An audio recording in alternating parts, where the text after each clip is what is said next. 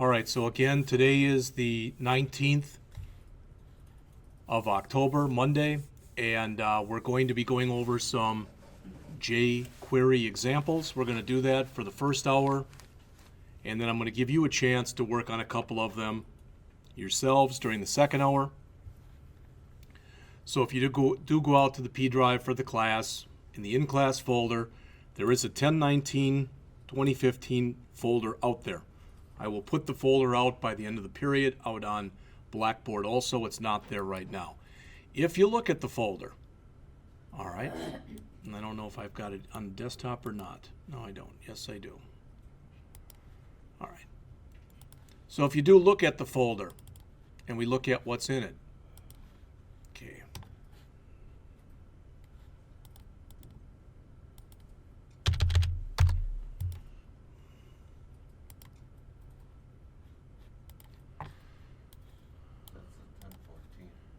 Yeah, that's the wrong one. Thank you. We want the 1019. Thank you. Copy. All right. So, if we look at what's in the folder, there's a bunch of other folders. All right. The first thing that's there is you've got a folder that's named Articles. And I found this series. It's got literally just 2 articles in it. Right here, the second and third one.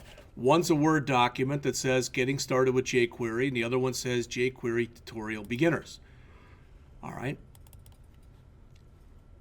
And both of them are somewhere around 5 pages or so long each, but they're both just short little intros on what jQuery is about.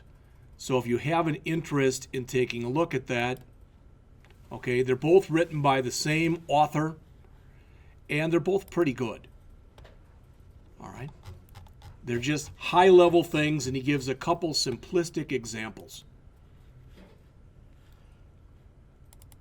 The other thing that's in there is a thing that says Code School Try jQuery. All right. And you'll notice there's 187 PowerPoints. I didn't make this. All right. But what I want to show you, if you're interested, is if I go out there on the internet and I go out to a site and I type in tryjQuery.com, literally, tryjQuery.com. It pushes you to try.jQuery.com, and literally this is a site. It's free. It's through, I believe, it's through Code School. And there are, if you look in there, 14 videos, 71 code challenges, and when you do all this stuff, you can earn badges. I've not gone through any of it, all right? But I saw this online, and I thought, well, if somebody did want to take the time, so why would you want to do this? Because you are going to have an entire class on this in the spring semester. So if you wanted to get a little jump start, you could go through the stuff that's in here, all right? If you say, well, I don't care, that's okay. All right, next, there is a company that you may or may not have heard of before, and this company is called Syncfusion.com. And what they do at Syncfusion is they put out a lot of user guides. They probably have 30 to 50 of them on all sorts of different stuff, including they have one on jQuery. You'll notice it's 100 pages long. So yeah, it's a read, okay? What's nice about it is they also have 100 different jQuery examples in the article. So I've got both the PDF that's got the jQuery succinctly and all 100 examples. They are there if you're interested. All right. I found a couple URLs that I thought were pretty good. One of them I've already shown you. This is the one for Syncfusion. If you're interested in that, like I said, they've got all sorts of different URLs that are in there. And what all they ask is if you want to download any of their stuff from Syncfusion, what they ask is that you set up an account with them. I've never even received an email from them. All right, but it just, I guess you go into their database. What we're going to look at in just a minute is I literally have, I think it's 66 jQuery examples for you. And I'm not going to lie to you, I wasn't that innovative. So what I did was I went out to this site right here, grabbed their 66 out of their 67 examples that they had. I didn't like one of them, rewrote them, and put them out there. So if you want a little bit more, you can go out to w3resource.com and look at their jQuery exercises. And then I just mentioned to you the try.jQuery.com. All right, so notice in here there's something that says problems. All right, and again, this is the URL from which I got those problems. I just showed it to you. These are 10 problems I'm going to ask you to do after the break. You don't have to turn them in. All right, just so you know. Those are the answers to those 10 problems. Now, a good way to not do this is to sit there and open up the answers and then start keying stuff in. I don't think that's a great way to learn. These examples, by and large, are simpler than the examples that we're going to go over between now and the break. All right? But that's in there. What they do under this w3resource.com jQuery examples is they break down their jQuery examples into 5 different areas. All right? So there's about 10 examples under jQuery core, about 10 under CSS. There's a bunch of them under events, about 10 to 15 under effects, and about 10 to 15 under more practice. So what I'm going to do is bring up several of those examples with you right now. Does that make sense? All right. And then what I'm going to ask is when I get done and have us break, when you come back from the break, all right, I'm going to be gone for the first 15 minutes because I'm going to ask that you fill out course evaluations.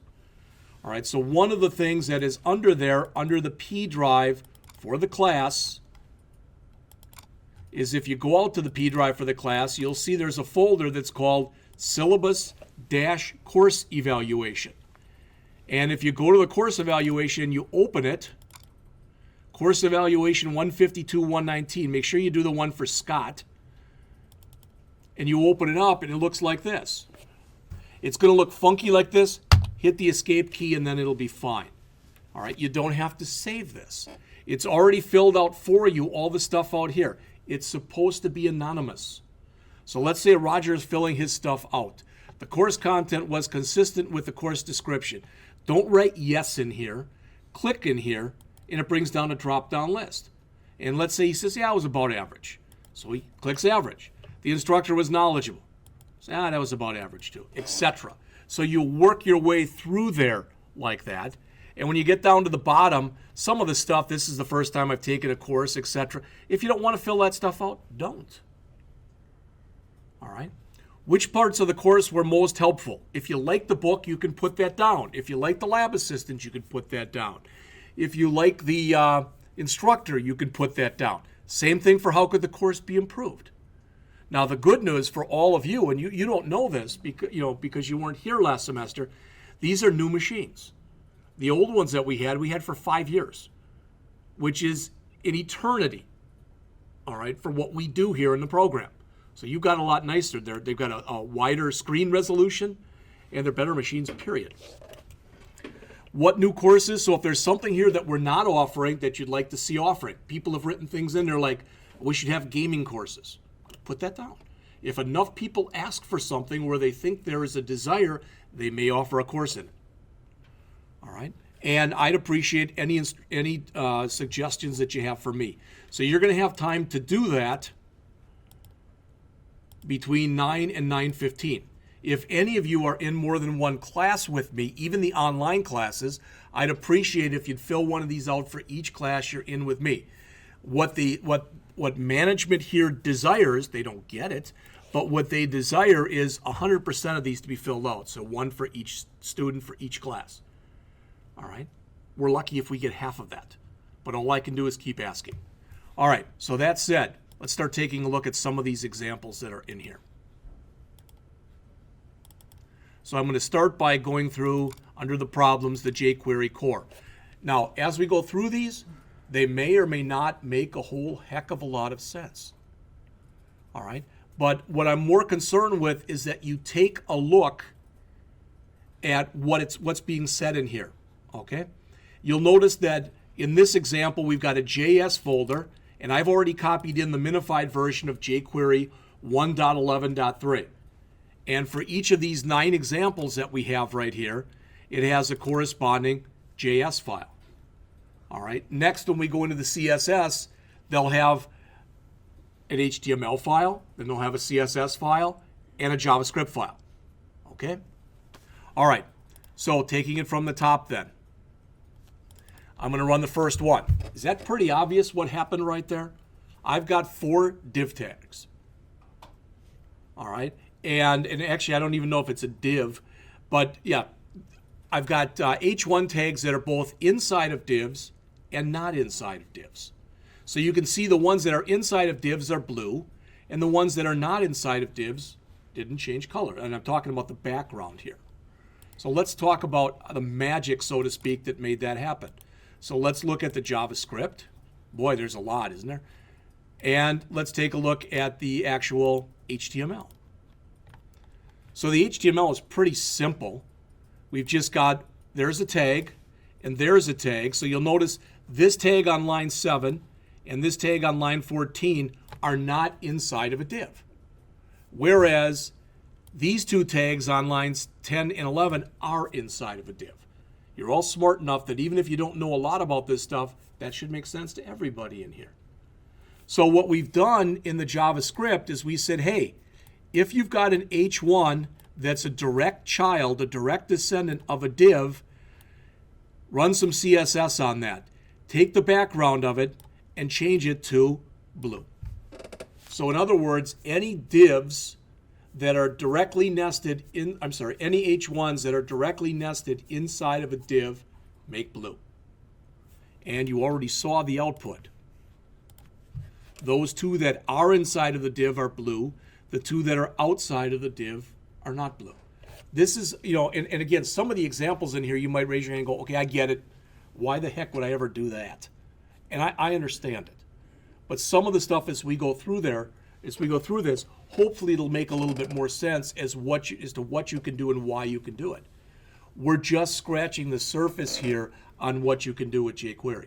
What we'll do next semester is you'll learn things like how to we'll create a website as a class, and then we'll talk about how you can go and set up a slideshow at the beginning of it. You probably have seen that on a lot of sites that you go out to. They've got 3, 4, 5, maybe more different images that just cascade across the screen, and we'll learn how to do that. We're not going to do that now because that's a little bit more of an advanced topic. All right. So I'm just going to keep going unless somebody stops me. I'm just going to keep going on and on.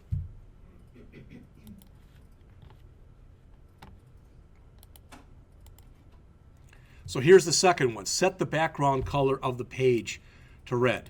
And again, hopefully at least, that's going to make sense. That's it. We're telling it to set the background color of the page to red. Just so you know, if you look up on the screen here, and again, I don't know how many of you in here are in class with Jim or have the 157 class with me or aren't taking it at all. But when you say background, you can say background or you can say background dash color. Most people don't use the dash color because it's just a little bit superfluous. In other words, it's not needed. So most people don't put it in. But if I come in here and I run this, again, it's real obvious when you take a look exactly what happened. All right? So in many of these first few examples here, we're looking at stuff that you can accomplish with a single line of code. This right here, by putting in that $sign right there, that's a shortcut for document.ready, etc., and all that other stuff. All right? This is the way that you're going to see that I'm going to write it all the time in here.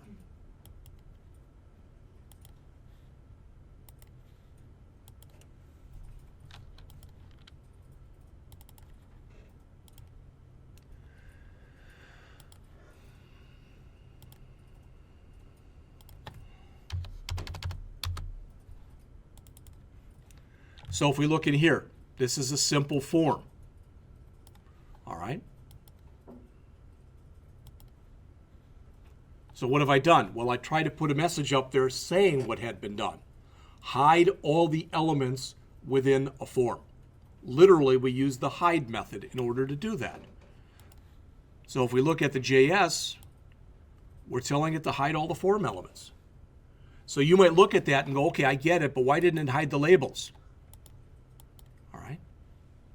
Because those aren't considered to be form elements. It's just these here. And that's what it hid. So why am I showing you this? Well, notice if I take this line of code and comment it out. So I'm going to comment it out, and I'm going to run this again.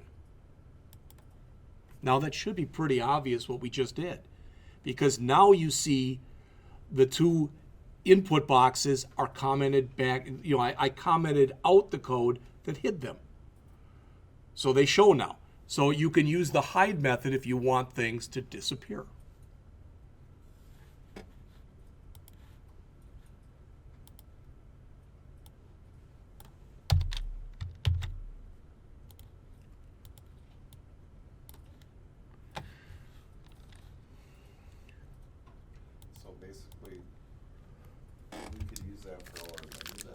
You could use that for a lot of different things. For menus, it's even simpler than that. What you'll see when we get to that point is you make an unordered list and you just run the jQuery menu function and it sets it up for you. And it's smart enough to know that if you've got an unordered list and an unordered list, that's a submenu. Okay? And that's literally all you have to do is run the menu function. It expects you to set it up as a series of unordered lists, but you can make it as complex as you want. You can make it 7, 8 layers deep if you wanted to.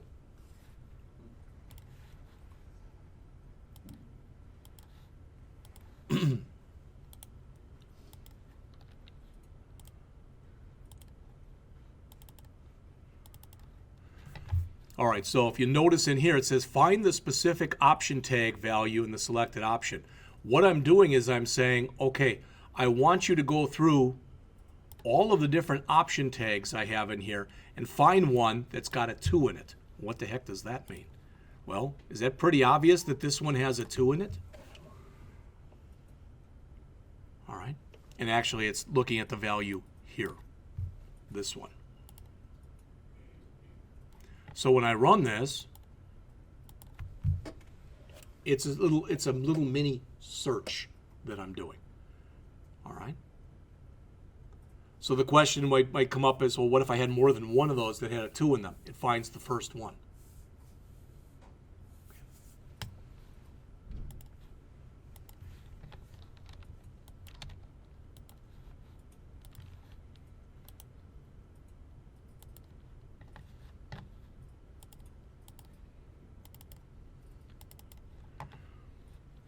All right. This basically says come in.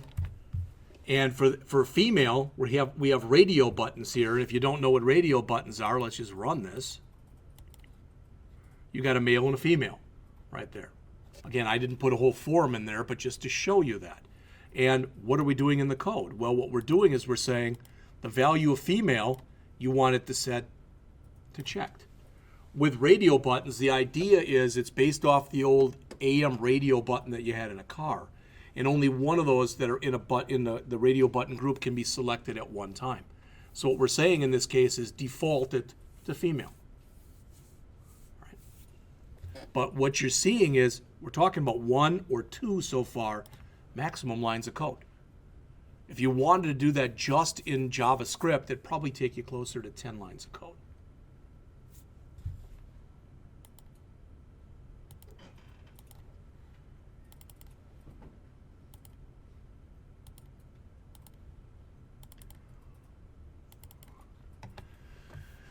So here, we're writing jQuery code to append a div dynamically onto the body. So what does that mean? Well, what we're saying here is create a div. The div will have an h1 header in it. That h1 header will say jQuery core. There's our end of the div. All right, and we want to append that or add it to our body.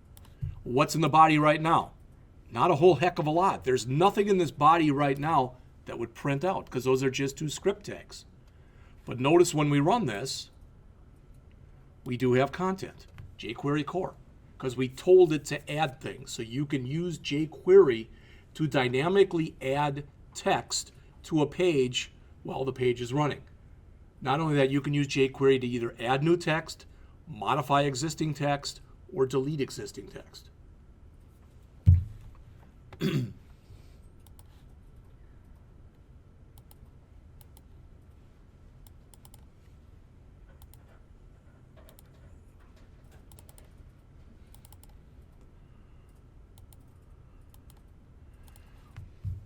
Next, use jQuery code to get a single element from a selection. What does that mean? All right, again, let's run it, and then we'll go back and take a look at it. All right, I've told it to grab here the element, and I told it to do it by position. What position is CSS tutorial in? Third, second. It's second, but technically what position is it? Remember, what do we start counting with? We start counting with 0. All right, so if we take a look at the code for that, we're saying that we want to go through this. We have this thing called list items, so we're going to go through a bunch of list items, and we want to grab what is in there.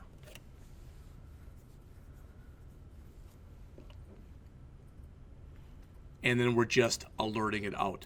Now, what you'll find is if you do go back and take a look at, and I'm not saying any of you will or will not, but if you do go back in and you take a look at the actual code that's in the W3 resources site, like I said, I took some creative prose with it. I made some changes to it because they use the console, which doesn't, I didn't see the need to do that, so I'm just using alert boxes. All right. Now what we're saying here is, if you remember when we ran this previous one, when we just ran this, it looked like this. Okay? Now what we're saying is, well, that doesn't look very nice. So what we want to do is at the beginning of it, that means prepend, we want the word index, not the word index, the index of the element followed by a colon. All right? So, and I want this whole thing to be bolded. So in other words, when I run this, well, that was nice. Nothing like making me a liar.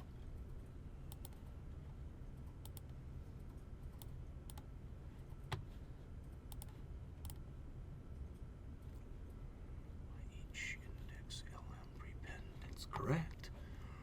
Well, what it's supposed to do is it's supposed to put at the beginning of each one of these, there should have been a 01 colon, 02 colon, 03 colon, and those should have been bolded. Not sure why it's not working. Everything that I put in here, I tested at home over the weekend, and it all worked. Let's go back and try to check that one to see what might be wrong with it.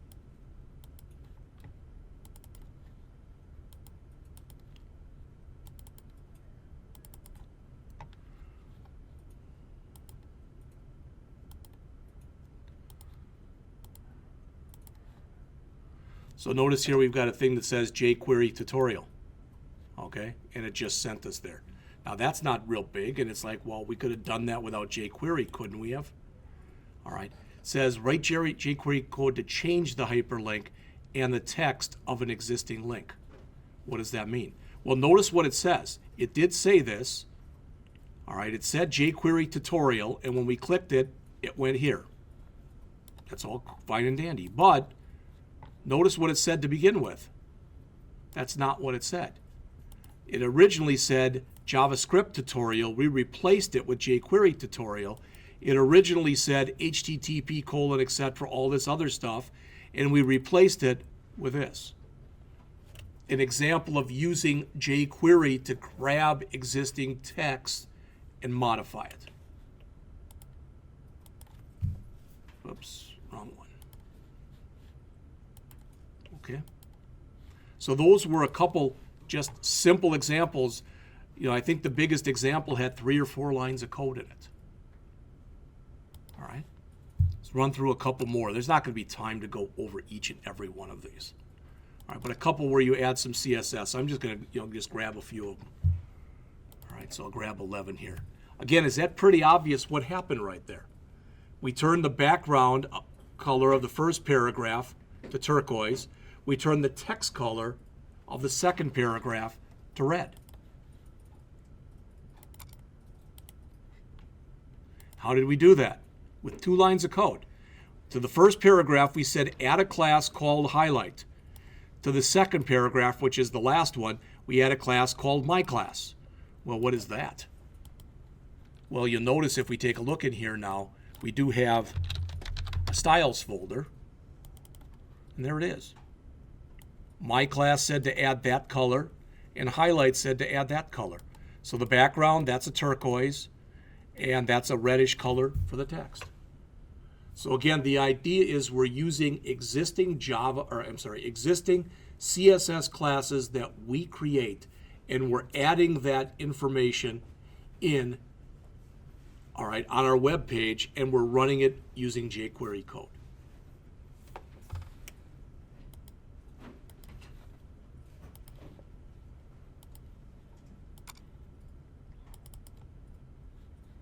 Yeah, those aren't fun. That's just showing you some coordinates. And we can look at that, but all right. I like this one.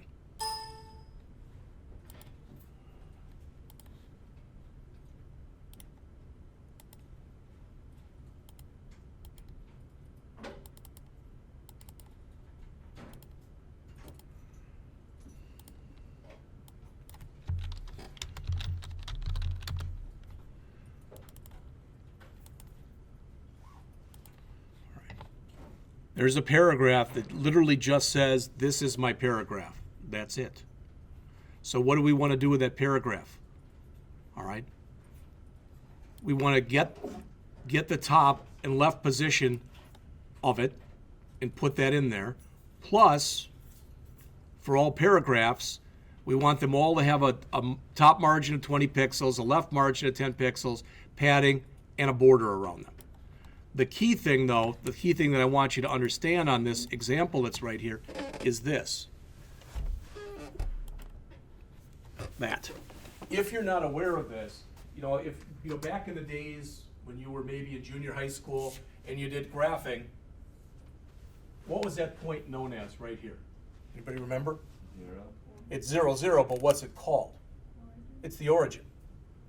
The origin, when you're working on a web page, 0, 0, it's in the upper left corner. That's where 0, 0 is. And you base everything off of that. So your X is as you move this way, and your Y is as you move that way. All right, but it's 0, 0 in the upper left corner. So what we're doing here is we're just putting an alert in here that says, basically, in the upper left corner, that is position 0, 0.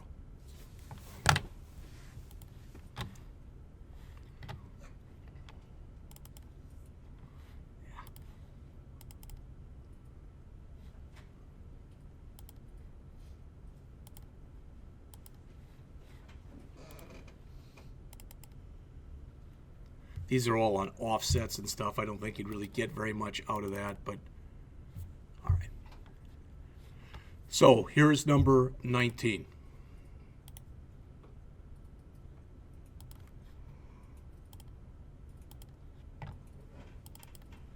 Which is the last one in this section.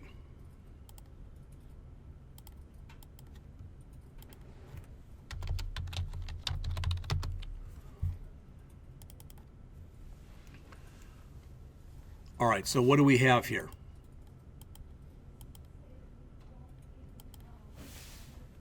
It says, click on the paragraph, see the surprise, green and gold are a great color combination. So what we're saying here is we've got 3 paragraphs. When we click on any paragraph, we want to toggle the class. We want to toggle the highlight class. What's the highlight class? The highlight class sets the background color to green and the text color to gold. So in other words, if I run this, and you click on any paragraph, you can see exactly what happens. You can also see this is what's known as a toggle. So you click on it to turn it on, you click on it again to turn it off. This is a way, and you use toggles a lot in jQuery because, again, you want to turn something on or you want to turn it off.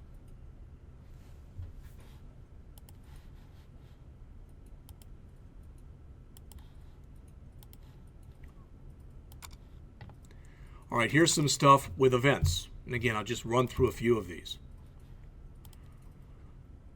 Pretty obvious there what's happening when I click on each one of those. It's going away. All right.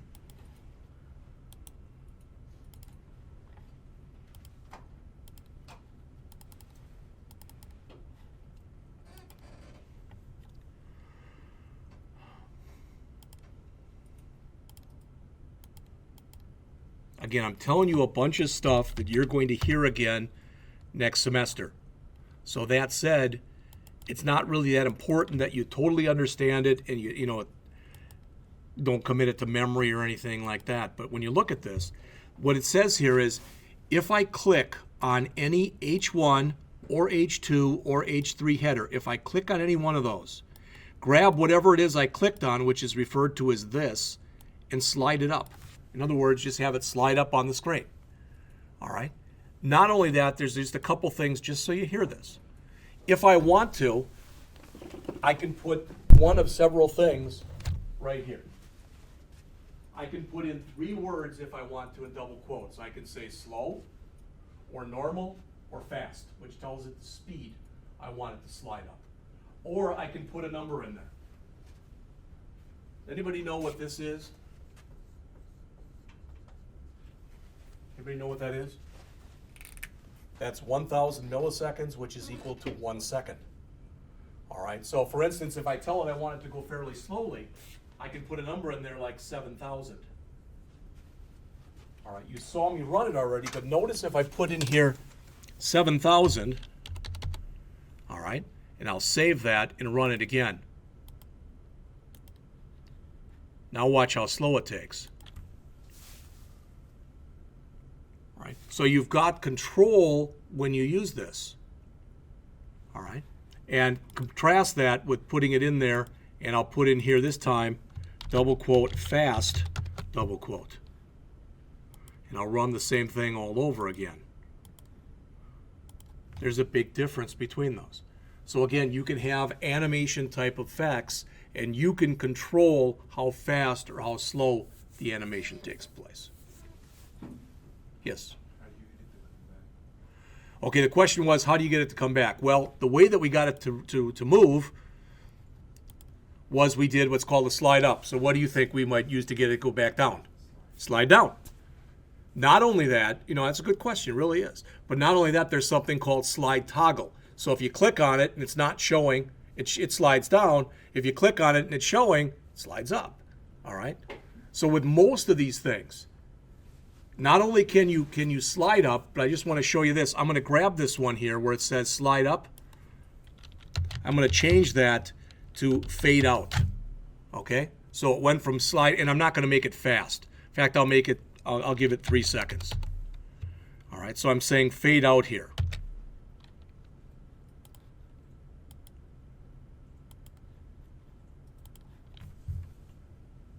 You see the difference? It's not sliding, it literally fades away from view. The other stuff didn't slide up, all right, because it's a fade, it's not a slide.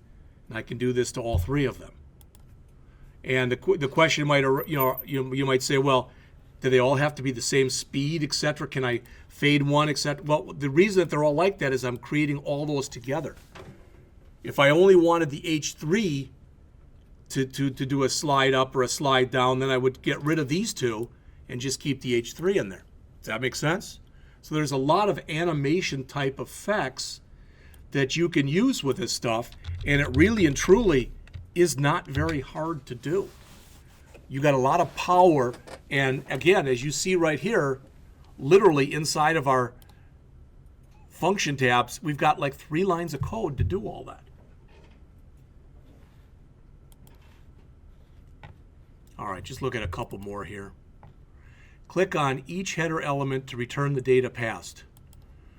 All right. It's saying that it does have data in it. Just the same thing every time, so we don't really have to go through that one. What do you think this is? What's going on there? It's the mouse coordinates on the screen. So you can see if I try sticking it up in the upper right-hand corner, I can get it pretty close. I'm not that dexterous, so I can get it pretty close to 0, 0. But as I move around, so this is the kind of thing that you could easily use if you were developing a simple game. All right. You may remember that there was a game that was out, and it's still out there, but it had a pair of eyes on it. Literally, they looked like eyes on the screen, but they were more animated looking eyes. The idea was you were supposed to try to click on them, but every time you moved your mouse, all right, every time the system sensed your mouse move, the eyes moved someplace. All right. So you could do something like that here. You could develop a game, anything that needs mouse coordinates. So if you were developing a game like your own, I don't even know what kind of game, but when you were shooting at something that was coming down, like a Space Invaders type of thing. So what's that? Well, I guess I'm dating myself by saying Space Invaders. All right. But again, so what code did we have to put in there in order to be able to do that? Not very much.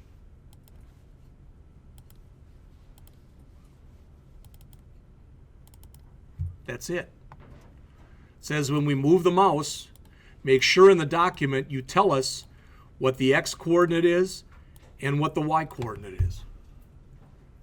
All right.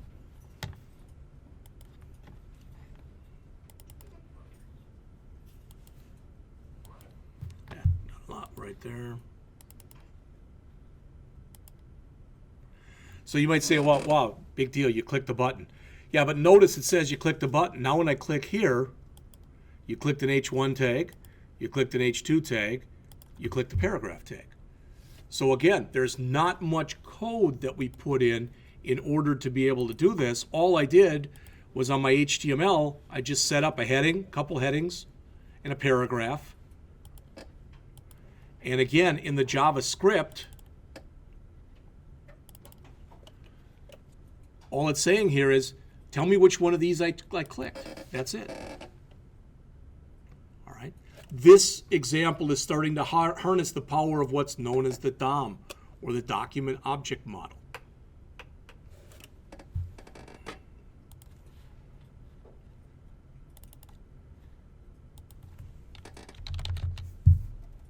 This is letting me know what ASCII keys did I press. So in other words,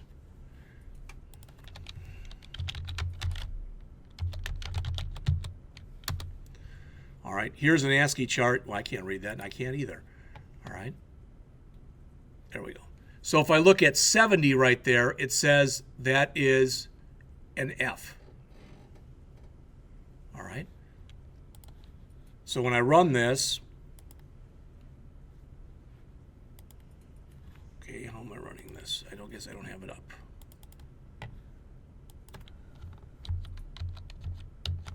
It's letting me know the ASCII characters that I put in. That may not seem like a big thing right now. That can be an important thing when you're inputting stuff, to make sure that what you're inputting is valid. It's one way you can do simple input validation.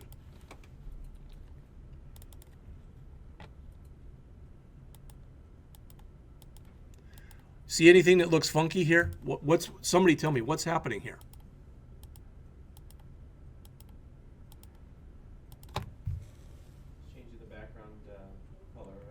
It's changing the background color of the current element. That's referred to as the element that has the focus. So whatever element currently has the focus has a background color of green. You ever gone out to a website or filled in a form or whatever, that when you're filling out something, the current thing that you're filling in is like reverse image? So instead of being white on a black image, it's black on a white image type of thing. You can do that here. And again, this is number 38. And when I look at it, oops, that's all the stuff that's in there, just some real simple little HTML. And if I look at the JavaScript, again, not much. But they talk about a blur event. What that means in English, just so you hear it, is when I click on this, and now that's called a focus event. I put the focus right there. When I click from here to here, two things happened. All right? You say, well, that's another focus event. Yeah, but that's the second thing. When I leave one control and go to another control, what happens is what's called a blur event. So why should you even care? Because I can put code in a blur event here. I can literally force the user to stay into that particular field until they put not only a value in there, but a valid value. So let's say that I'd ask in there, what's your salary? And you tried putting in something non-numeric or something negative or something astronomically huge, like over $1 billion. I could keep you in there by using the blur event to force you back in there. And if I needed to or wanted to, I could put a message over here that said exactly what the problem was.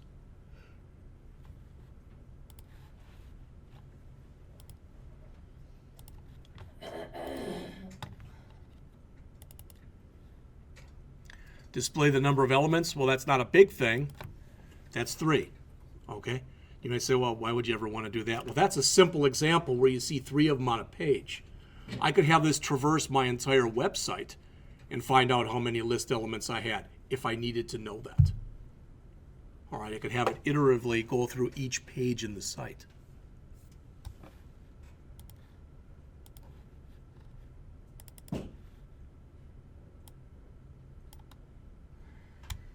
Press mouse and release here. Another one that's not doing anything. Boy. All right, let's look at a couple special effects. Okay, some of this you've already seen. So notice, click to fade inboxes with a delay. Okay, again, it's pretty obvious, and use some color here to show it. But now notice start animate. Which again isn't doing anything. Let's try it this way. All right. That's the animation, is we're just having it fade in. So we can have it fade in this case, where we put a delay in there, and we can have it fade in the other way. The other thing is if I run it like this and I click Start Animate, I can click there and tell it to stop. All right. It does, but you have to do it almost immediately because it happens that fast. But just to show you this, again, some HTML with some divs, and probably should have set that up a little bit differently, but it works fine.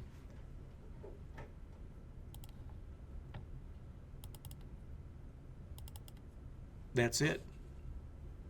That's all the code to do all that. And you'll notice the first one we said take 0.8 of a second before you fade in, take 2.4 of a second before you fade in, and take 4 seconds before you fade in. So you can do all sorts of different things, changing colors, changing times in here, doing a lot of different stuff. All right.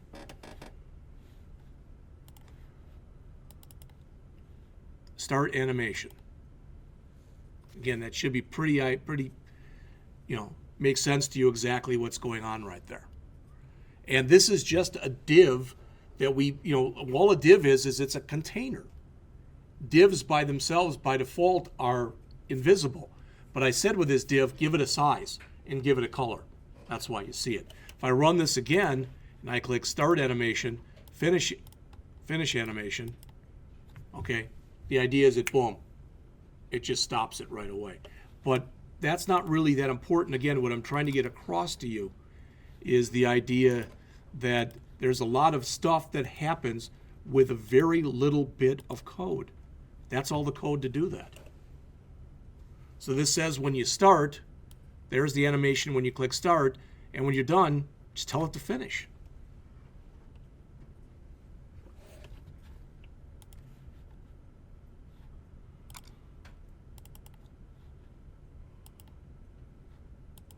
There's the toggling. Having things appear or disappear. All right.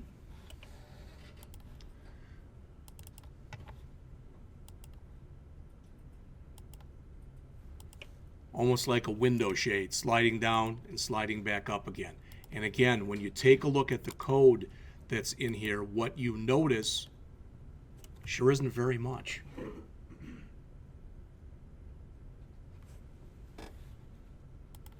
All right, then lastly,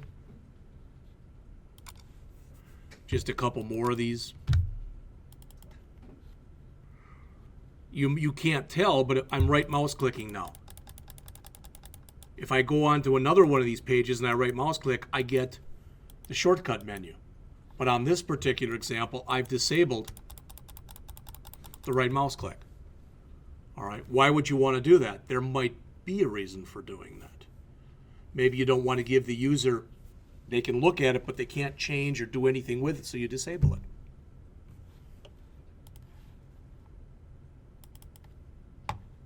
This literally uses jQuery to take a page and send it to the printer. I'm not going to do that because I don't exactly want to print on a page right now that says print on it.